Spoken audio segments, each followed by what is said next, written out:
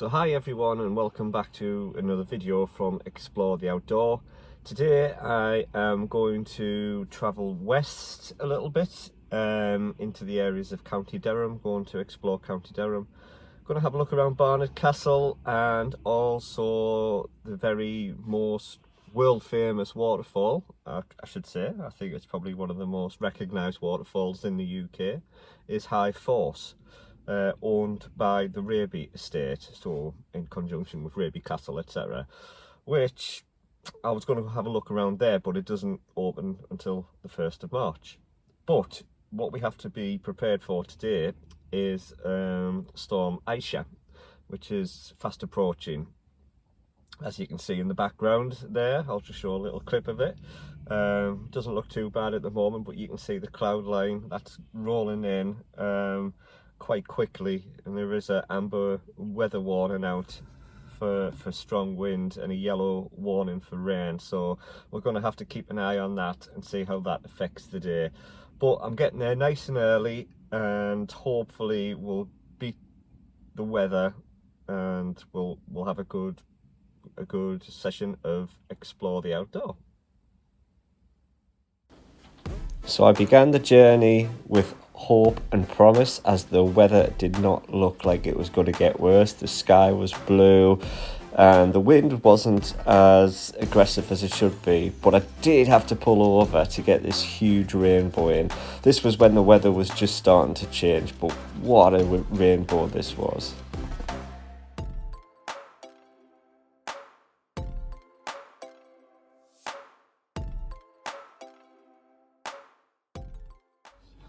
So I've just arrived to High Force Waterfall in County Durham, up by Midland Teesdale, and I'm sorry to say, but Storm Aisha's beaten me to it. It's really gloomy, wet, windy, and not many cars here, so on a plus side that's a good thing, so I might get the waterfall to myself.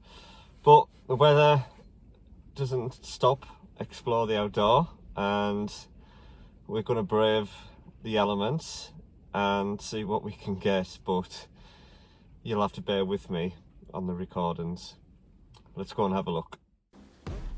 So you can see the car park there behind me, but also there's a hotel attached to the car park, and the ticket office is just across the road.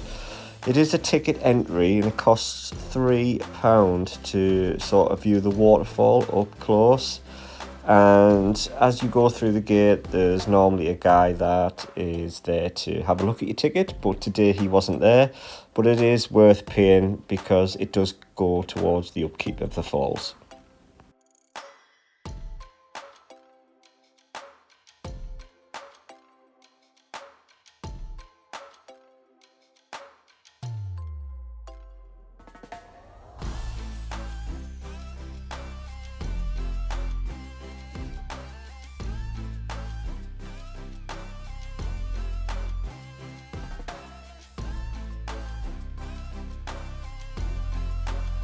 So it was a nice touch this by the Raby team. The bird feeder was here, it was nice and full, and I couldn't believe how tame the birds were. They just weren't moving whatsoever. So it was a nice touch this from the Raby estates.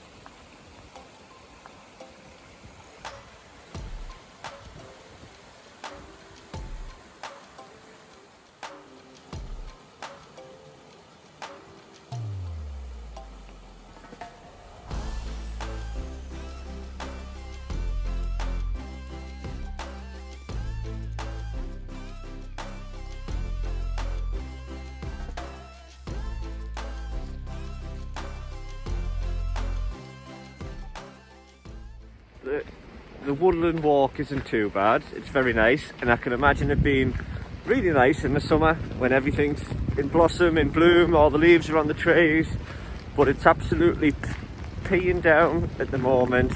There's a slight wind. Storm Aisha hasn't really met her full force yet, and according to the Met Office weather app, it hasn't got to be till about 6 o'clock, the amber warning, but it's mostly the rain.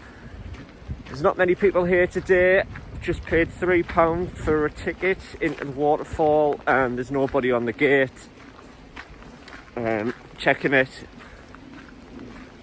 So technically you could have got away without paying, but here at Explore the Outdoor we like to be honest, and we like to think that we're making a difference, contributing towards the upkeep of the falls and the pathways.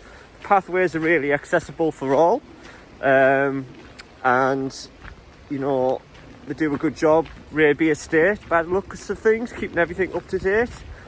And we're going to go and have a look at the falls, and no doubt they'll be really full flow today, so let's go and have a look. Some people find the rain very therapeutic, but today it was just kind of annoying. But it didn't stop other people from coming out, as you'll see in a bit. So as we make our way to the falls, you could actually hear and feel the falls. It was so loud in the distance, but the audio just does not do it any good at the moment anyway. As you can see, the falls were in full flow, and I would have liked to seen it a couple of hours later after all the rain. I think it would have been even more full flow from all the rain that we've had.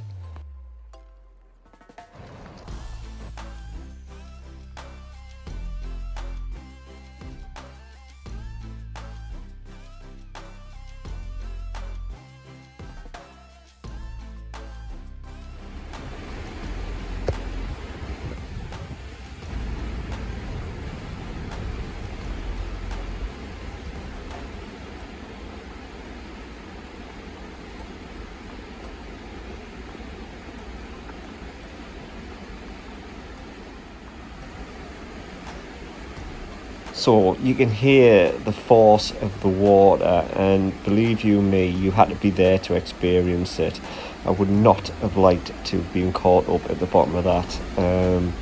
It was coming down so powerful, you could feel the vibrations through your feet, and I've got a funny feeling it's still raining now outside. I can hear it on the window as I'm recording this. I bet that's even worse than what it was then.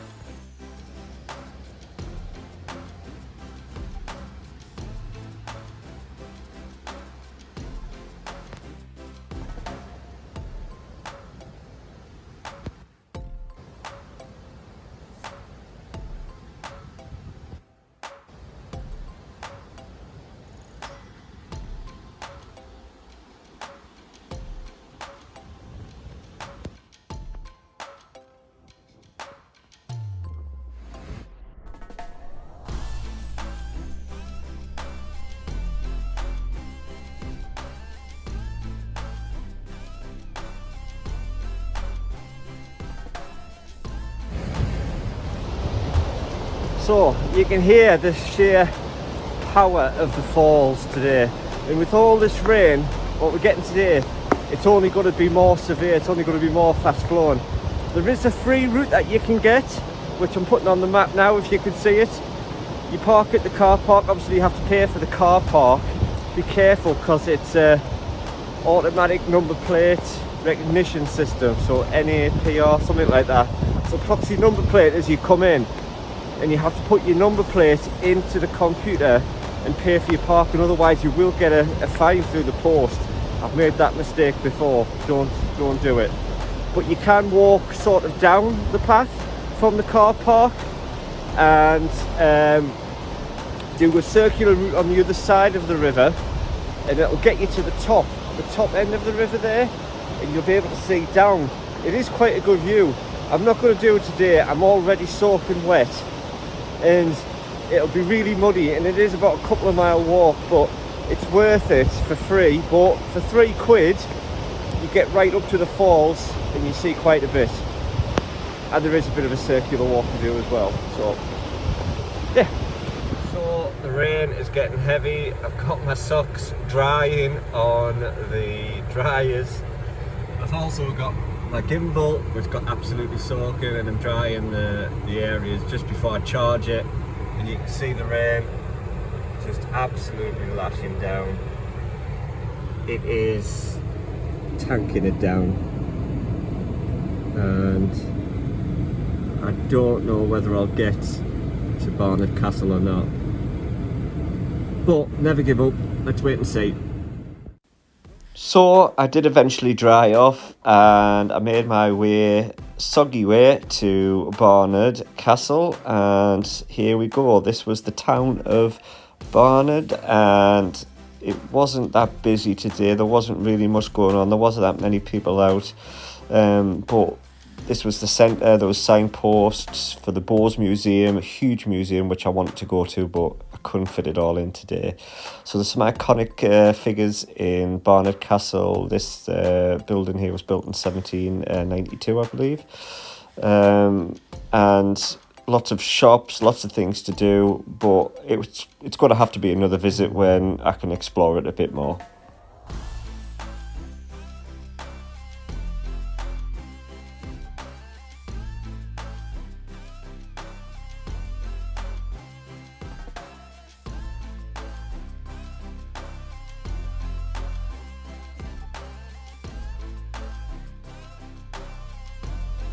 So after a little look around the town centre, it was time to go and have a look at the castle, which is owned by English Heritage. I was able to use my pass for this, and upon showing the pass to the guy in the little hut around the corner here, he said I was the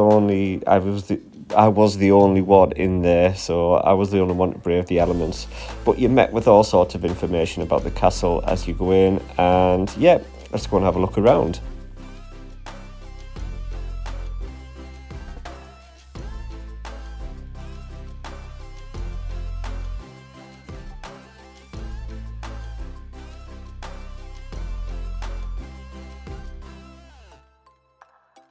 I've sought shelter in Brackenbury Tower, which is part of Barnard Castle.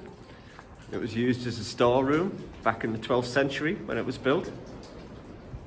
And yeah, I might just stay here for the day. We've got great views of the castle behind me there, the ruins. It's nice and dry in here, nice and warm as well, wind free. But that wouldn't be Explore the Outdoor, would it? Let's go and have another look around somewhere else.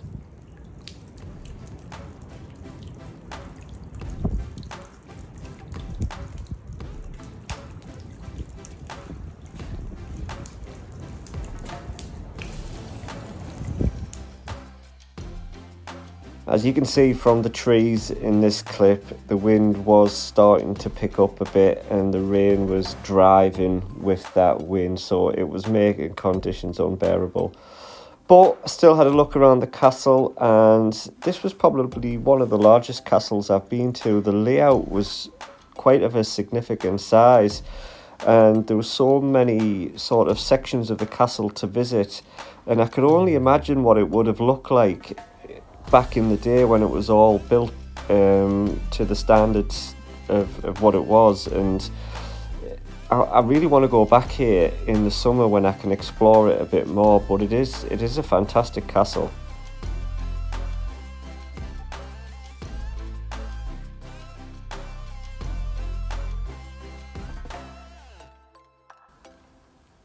So these steps here were out of action today, unfortunately, and they kind of take you to the viewing tower halfway up there to have a look over the town and over the river. But as I headed towards one of the main towers here, the Croft Towers, I was able to have a look out onto the river, and yeah, it was a great view, but also you could go to the top of these towers, and it's in 4 parts, so I eventually had a look up to the top and got some better views. So here's some of the footage from the tower.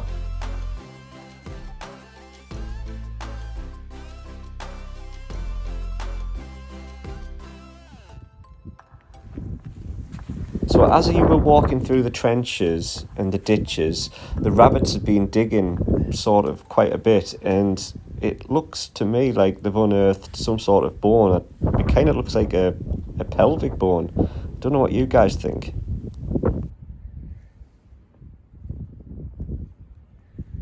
I'm trying to block out the wind because I haven't got a microphone, so I'm sorry, but the bit where I found what looked like to be a hip bone from a human, well, when I've been looking where the rabbits have dug, look what I found. I'll just turn it around if I can. So at the time, I was pretty shocked when I seen it. I thought, has these rabbits that digging all these holes away, have they unearthed some sort of human remains, skeleton?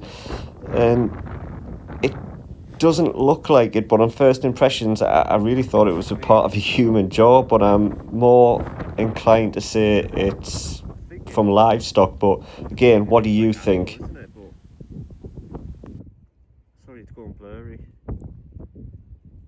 I mean, what animal could that be of?